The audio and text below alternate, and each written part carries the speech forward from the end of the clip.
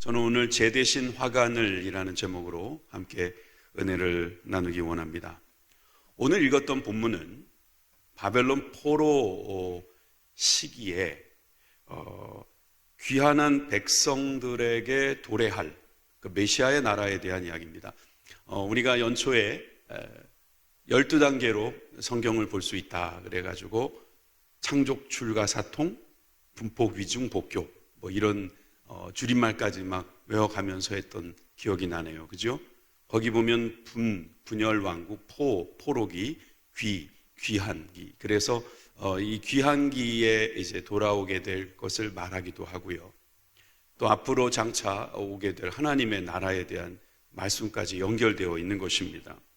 그래서 하나님께서는 이사야라고 하는 예언자를 통해서 이 말씀을 주셨는데, 이 말씀을 예수님께서도 그대로 인용하고 계시는 것을 볼 수 있어요.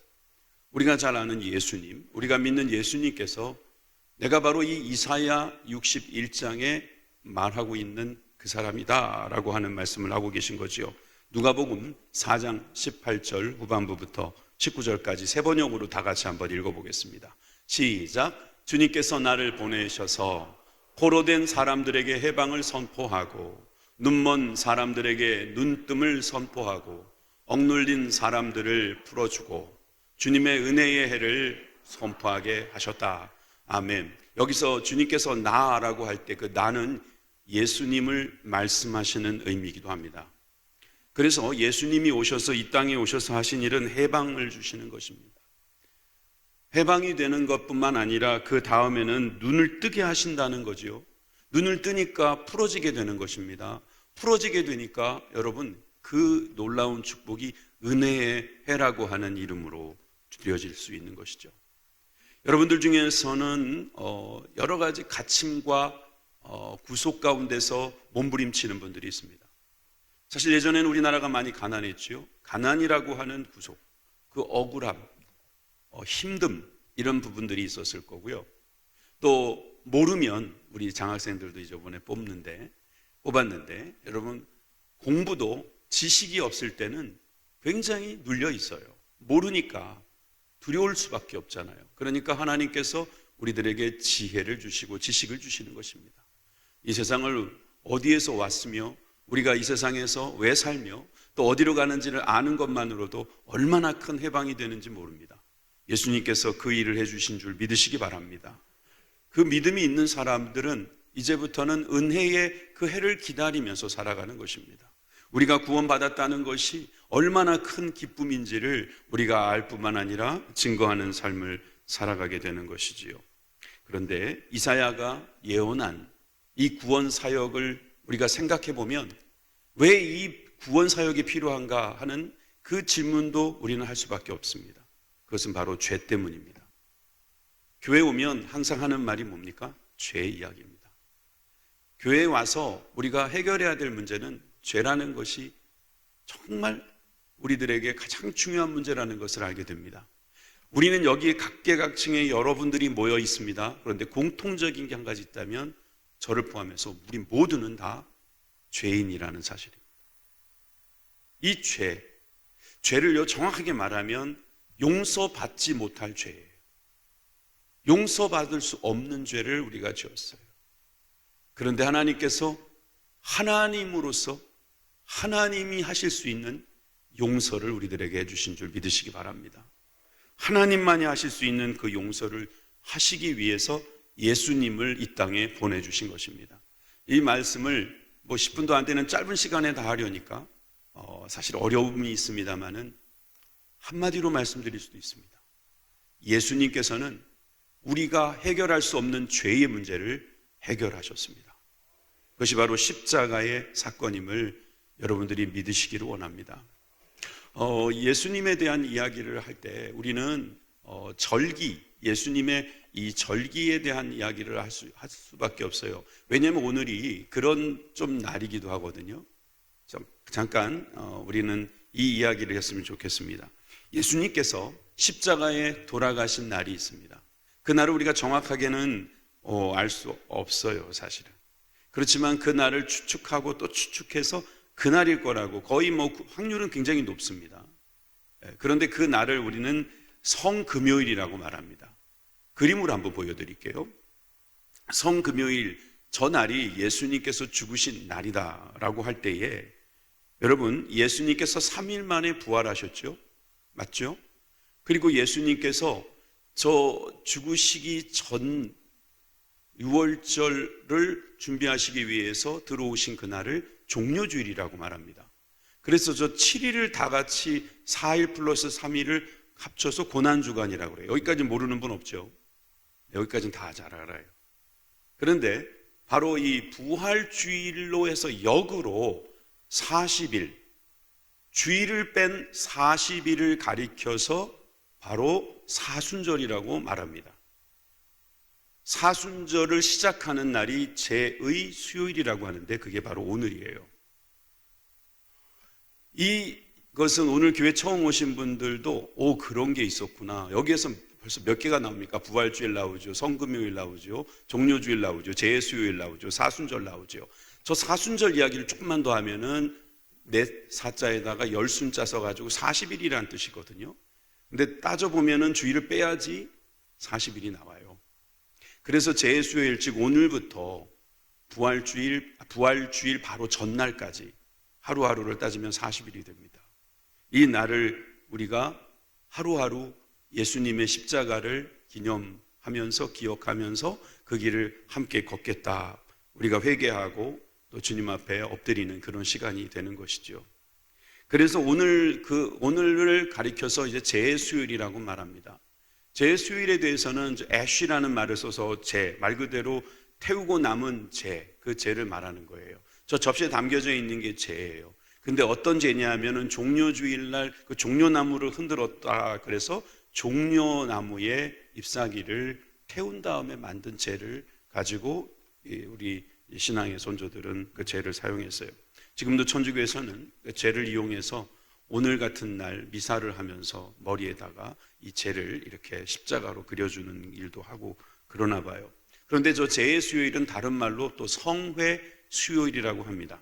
저 회자는 모일 회자가 아니라 숫회, 제자를 우리가 말하는 지금 좀 전에 말했던 성회, 제를 이용했다 해서 우리가 이 제에 대한 이야기를 조금 더 한다면은 욥기 42장 6절 말씀에 보면은 그러므로 내가 스스로 거두어드리고 티끌과 제 가운데서 회개하나이다 그랬어요. 욥이 자신이 의인인 것을 자랑했으나 대놓고 자랑한 건 없지만 나는 자기는 죄가 없다고 그러잖아요. 그런데 친구들의 이야기도 들어보고 이제 생각하면서 하나님의 그 은혜를 깨닫고 자신이 죄인인 것을 고백하게 되죠. 그때 그가 죄를 뒤집었었다 그런 말을 해요. 실제로 뭐가 무너져서 태워져서 죄를 쓰는 것도 있겠죠. 그러나 우리 인간은 흙에서 와서 흙으로 돌아가는 참으로 먼지 같은 존재다라고 하면 죄와 같은 존재라고 할 수 있는 거예요. 그래서 우리는 이 죄와 같은 우리들의 몸이 주님 앞에 구원함을 얻었다라고 하는 것을 기념하는 그런 것도 필요한 것이죠. 에스겔 27장에도 보면 너를 위하여 크게 소리질러 통곡하고 티끌을 머리에 덮었으며 제 가운데 뒹굴며 그들이 다 너를 위하여 머리털을 밀고 굵은 배로 띠를 띠고 마음이 아프게 슬피 통곡하리로다. 죄와 그리고 티끌을 뒤집어 쓴다. 이 말은 우리가 그런 존재들이다라는 거죠. 우리가 그런 존재들임에도 불구하고 주님께서 우리에게 은혜를 베풀어 주셨음을 우리는 기억해야 할 것입니다. 그 그림으로 찾아보니까 이런 그림도 있더라고요. 자세히 보시면 저 배, 옷을 입고요. 죄를 뒤집어 쓰고 있죠. 그러면서 통곡하면서 회개했던 모습을 보게 되는 겁니다. 구약시대 때는 저렇게 회개하는 것을 회개라고 생각했어요. 저렇게 진정으로 회개하는. 근데 오늘날 우리가 저렇게 회개하는 사람은 없어요. 도리어 저렇게 회개하면 너무 율법주의다, 허례의 모습이라고 말할 수도 있을 겁니다. 그렇지만 저 정신을 우리가 깨달아야 합니다. 우리의 죄가 결국은 얼마나 큰지를 깨달아야 해요. 여러분들은 내 죄는 용서받을 수 있는 죄라는 생각부터 오늘 좀 접으셨으면 좋겠어요. 내 죄는 용서받지 못할 죄였는데 오직 주님만이 해결하실 수 있는 죄라는 사실을 우리가 인정하면서 오직 주님만으로 이 용서를 받기 원합니다. 여러분, 그런 고백이 있는 저와 여러분들이 되기 바랍니다. 자, 그런데 여러분, 이렇게 죄의 수요일 날 우리의 죄를 생각하면 굉장히 어려울 거예요. 그런데 오늘 말씀은 그것이 결론이 아니라는 거예요. 자, 우리 3절 앞부분을 한번 같이 한 목소리로 읽겠습니다. 시작.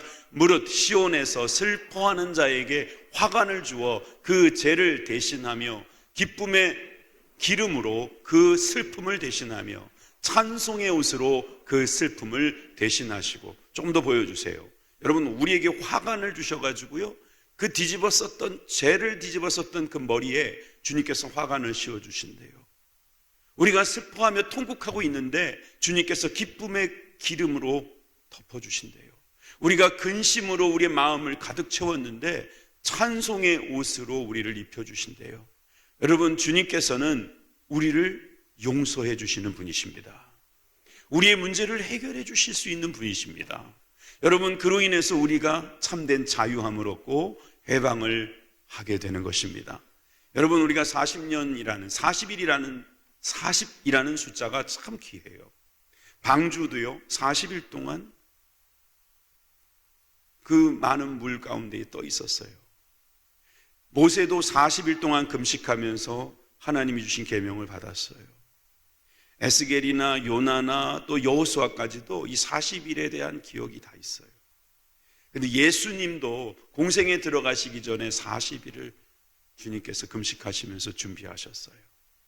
예수님 하나님이신데 굳이 그러실 필요가 없으신데 우리들에게 이 모습을 보여주시는 거죠. 여러분, 40일이라고 하는 숫자가 우리들에게 얼마나 중요한 숫자인지를 보여주시기 위함이 아니었을까요? 어떤 학자는 그러더라고요. 40일이면 습관이 바뀐대요. 습관이 바뀐대요. 여러분, 우리들의 잘못된 습관들을 하시기 위해서 주님께서 40일이라는 시간을 주셨어요. 이것은 복된 시간입니다. 그리고 우리들에게 있어서는 죄만 생각하지 마십시오. 화관을 생각하셔야 합니다. 한때 천주교에서는 이것을 굉장히 큰 절기로 지켰고 지금도 잘 지킵니다. 그런데 개신교에서는 이 절기를 안 지키는 교단도 생겼어요. 사순절. 이것은 그렇게 우리들이 성경에도 안 나와 있는데 뭐 그렇게 강조하냐 그러는 분들이 있어요. 그렇지만 제가 가만히 보니까 우리 교회의 여러 전통에도 이 사순절은 일치하는 부분들이 많고 또 40일이라는 귀한 시간들이 우리들에게 좋은 의미가 있고 특별히 우리 교회에 지금 40주년을 또 맞이했고 그래서 오늘 또 이렇게 귀한 찬양 집회도 열렸고 여러분, 우리의 모든 삶 속에 하나님께서 제 대신 화관을 주실 거라는 믿음을 가지고 오늘도 더욱더 크게 찬양하는 저와 여러분들이 되길 바랍니다. 다시 한번 우리 고백하십시다. 제 대신 화관을, 슬픔 대신 기쁨의 기름을, 근심 대신 찬송의 옷을, 시온에서 슬퍼하는 자에게 주신다. 오늘 그 믿음을 가지고 이 귀한 자리에 주님을 찬양하시길 바랍니다. 여러분, 이 교회 40주년을 축하드립니다. 그리고 40년 동안 함께 하신 주님께서 앞으로의 40년도 지켜주실 줄 믿습니다. 그 짧은 40일도 우리 주님께서 함께 동행하면서 제 대신 화관을 씌워주실 것을 믿습니다. 기도하시겠습니다.